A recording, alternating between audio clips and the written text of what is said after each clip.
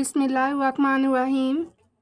आज की इस वीडियो में मैं फ़ंक्शन को डिस्कस करूँगी कि C++ लैंग्वेज में फ़ंक्शंस क्या होते हैं।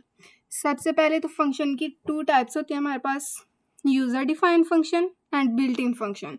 यूज़र डिफाइंड फ़ंक्शंस वो होते हैं हमारे पास जो हम पहले कोड में लिखा करते थे इंट में। जिस तरह देखिए हम कोई भी कोड करें तो ऊपर हेडर फाइल में सबसे पहले लिखते थे ना, इंट मेन मीन्स के जो मेन फंक्शन होता था इंट मेन। ये जो इंट मेन हमारे पास फंक्शन होता था ये बिल्ट इन फंक्शन था। मेन के जो ऑलरेडी बिल्ट हुआ था, हम अपने से बिल्ट नहीं थे करते, इसे बिल्ट इन फंक्शन कहते हैं।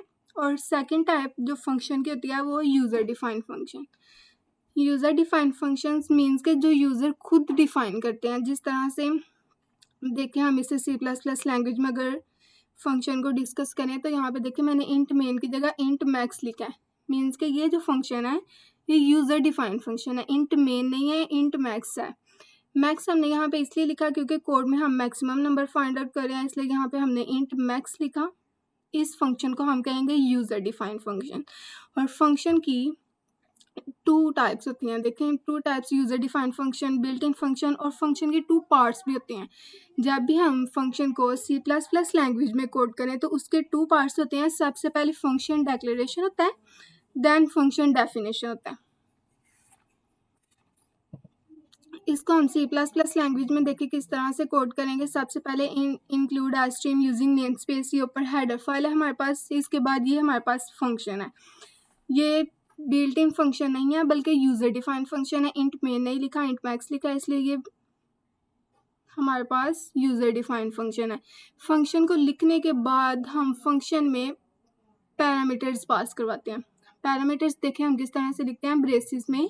जिस तरह हमने इंट ए इंट बी लिखा है, ये पैरामीटर्स है हमारे पास। मीन्स के जो भी हमने नीचे यूज़ करना हो, देखें नीचे हमने एक्स वाई 2 वैल्यूज़ को यूज़ किया हुआ है, ए बी को यूज़ किया। जो हम नीचे यूज़ करते थे, जैसे हम डिक्लेयर करते हैं ना, इसी तरह हम पैरामीटर्स पास करवाते हैं। मीन्स कि हमने नीचे इसे यूज़ करना था, ए और बी को नीचे यूज़ करना था, इसलिए हमने ऊपर पैरामीटर्स पास करवाया ए और बी को।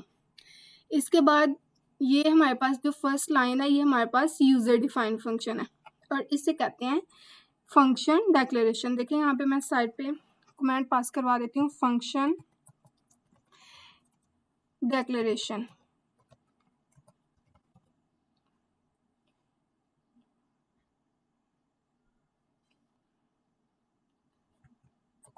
फंक्शन डिक्लेरेशन है ये हमारे पास। इसके बाद फंक्शन डिक्लेरेशन ये एक पार्ट हो गया हमारे पास फंक्शन का। इसके बाद हम मेन फंक्शन लिखते हैं, मेन फंक्शन इंट मेन।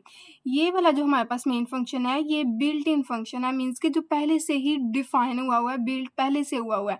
लेकिन इसके ऊपर जो हमने फंक्शन डिक्लेरेशन में लिखा है वो हमारे पास यूज़र डिफाइंड फंक्शन था। इंट मेन लिखा, इंट मेन लिखने के बाद ये हमारे पास एक्स्ट्रा लाइन थी। ये हमारे पास हमने फंक्शन लिखने के बाद, इंट में लिखने के बाद अब हम इसकी बॉडी लिखेंगे। मेन फंक्शन की बॉडी में हम क्या करेंगे कि ए और बी 2 नंबर से जिनमें से हमने मैक्सिमम नंबर फाइंड आउट करना है। ये हम फंक्शन के थ्रू एक कोड कर रहे हैं जिसमें 2 नंबर्स यूज़र एंटर करेगा और उसमें से मैक्सिमम नंबर फंक्शन के थ्रू हमें बताएगी ये कोड। इसमें हमने 2 नंबर्स एक्स और वाई डिक्लेयर किया। देखिए इंट एक्स और वाई, इसको हमने इंटीजर डाटा टाइप से डिक्लेयर किया। सी आउट एंटर 2 वैल्यूज़ की हम यूज़र से ले रहे हैं, इसलिए हमने सी आउट सीन के थ्रू यूज़र से वैल्यूज़ ली हैं मैक्सिमम एक्स वाई। ये अब हमने क्या लिखा, ये फंक्शन में फंक्शन को कॉल करते हैं। देखिए ये जो ऊपर हमने इंट ए और बी लिखा, इसी को ही हमने सेकंड नेम देकर एक्स और वाई लिखा। ये जो ऊपर ए और बी लिखते हैं हम उसी को ही सेकंड नेम देके यहाँ पे अब हम अगर ए और बी की जगह एक्स वाई लिखें तो यहाँ पे हम एक्स वाई ही ना लिखा करें, एक्स वाई भी लिख सकते हैं, लेकिन इस तरह कन्फ्यूजन हो जाती है क्योंकि ऊपर फंक्शन डिक्लेरेशन और नीचे मेन फंक्शन में सेम नेम होंगे तो इस तरह कन्फ्यूजन होती है। इसलिए ऊपर फंक्शन डिक्लेरेशन में इंटीजर्स के कोई और नाम रखते हैं लेकिन मेन फंक्शन में कोई और नेम रखते हैं। इस तरह ये जो हमने मैक्स एक्स और वाई लिखा है ये हमारे पास क्या फंक्शन कॉल। इससे हम फंक्शन कॉल देखिए साइड पे लिख देती हूँ, फंक्शन कॉल। ये हमने फंक्शन कॉल किया। फंक्शन को कॉल हम किस लिए करते हैं, देखिए जब कोड इस लाइन पे आता है फंक्शन को कॉल करता है तो ये सीधा यहाँ पे फंक्शन डिक्लेरेशन के पास जाता है। इस तरह ये जो ऊपर हमने फंक्शन को डिक्लेयर किया होगा वो हमारे पास फंक्शन कॉल होता है। फंक्शन कॉल मीन ये जो ऊपर वाला हमने फंक्शन डिक्लेरेशन लिखा है वो हमारे पास कॉल होगा।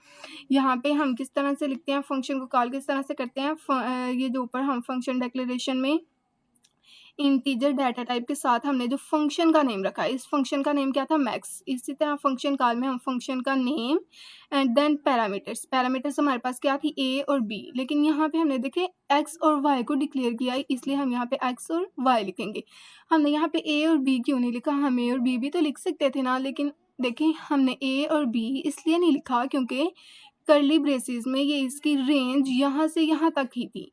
अगर हम ए और बी लिखेंगे तो एरर आ जाएगा क्योंकि ये रेंज से बाहर है। ब्रेसेस से बाहर वाले नंबर हम नहीं लिख सकते, ब्रेसेस के अंदर जो भी हमने डिक्लेयर किया है बस हम वही लिख सकते हैं। इसलिए हमने यहाँ पे फंक्शन को कॉल किया एक्स एंड वाई लिख के। देन ये वाला हमारे पास फंक्शन का सेकंड पार्ट आ जाता है, फंक्शन डेफिनेशन। फर्स्ट पार्ट था फंक्शन डिक्लेरेशन, सेकंड पार्ट होता है फंक्शन डिक्लेरेशन। इसको हम लिख देते हैं फंक्शन डिक्लेरेशन, फंक्शन डेफिनेशन है ये, फंक्शन डेफिनेशन। देखिए ये फंक्शन का सेकंड पार्ट है। फंक्शन डेफिनेशन भी सेम उसी तरह ही होती है जो फंक्शन डिक्लेरेशन होती है। यहाँ पे भी फंक्शन का नेम वही होना चाहिए, डाटा टाइप, पैरामीटर सब कुछ वही होना चाहिए जो कि हमने फंक्शन डिक्लेरेशन में लिखा हुआ। देखिए यहाँ पे data type integer data type है, फंक्शन का नेम मैक्स है और पैरामीटर 0 भी है। इसी तरह यहाँ पे भी हमने पैरामीटर्स, डाटा टाइप और फंक्शन का नेम सब कुछ सेम फंक्शन डिक्लेरेशन की तरह ही रखा है। इसके बाद यहाँ पे फंक्शन डेफिनेशन में हम वो फंक्शन परफॉर्म करते हैं जो कि इस कोड का मेन पार्ट होता है। इस कोड को हम किस लिए लिख रहे थे, इसलिए कि मैक्सिमम नंबर फाइंड आउट करने के लिए। इसलिए मैक्सिमम नंबर फाइंड आउट करने के लिए हम यहाँ पे कंडीशन अप्लाई करेंगे, if a greater than B. अगर तो ये कंडीशन ट्रू हुई तो सी आउट हमारे पास क्या होगा, मैक्सिमम नंबर इज़ ए। अगर तो ये कंडीशन फॉल्स हुई तो मैक्सिमम नंबर इज़ बी। और एक और मेन यहाँ पे देखें नोट करने वाली चीज़ थी कि हम फंक्शन डिक्लेरेशन में बाद में सेमीकोलन लगाते हैं, लेकिन फंक्शन डेफिनेशन के बाद सेमीकोलन नहीं लगाते। इस तरह ये मेन फंक्शन था, पूरा फंक्शन जिसको हम C++ लैंग्वेज में कोड करते हैं। मेन फंक्शन के पूरे फंक्शन के 2 पार्ट्स होते हैं, फंक्शन डिक्लेरेशन और फंक्शन डेफिनेशन। फंक्शन डिक्लेरेशन और फंक्शन डेफिनेशन हमारे पास सेम होती है। और फंक्शन डिक्लेरेशन के बाद इंट मेन फंक्शन लिखते हैं जिसमें फंक्शन को कॉल करते हैं। इस तरह ये C++ लैंग्वेज में हम फंक्शन को यूज़ करते हुए कोड लिखते हैं।